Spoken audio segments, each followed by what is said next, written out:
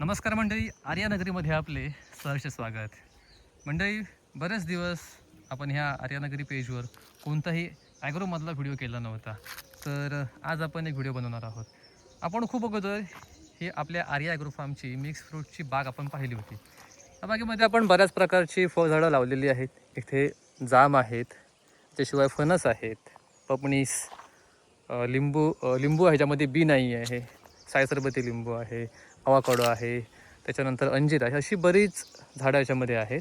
तर सध्या आपल्याकडे या बाजूला हे सफेद जांभूळाचं झाड आहे, त्याला जांभूळ लागलेले आहेत. आणि याच्यासोबतच इथे एक आपण नवीन झाड अगोदरच लावलेलं होतं, हे आहे रामबुटान.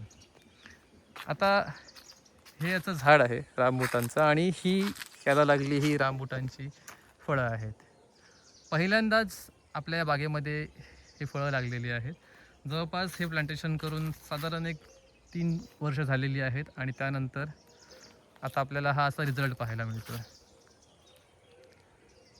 कोणतीही झाडं लावली आपण तर त्यांना फळं यायला नक्कीच काही कालावधी जावा लागतो. त्याच्यानंतर आपल्याला चांगली फळं यायला सुरुवात होतात.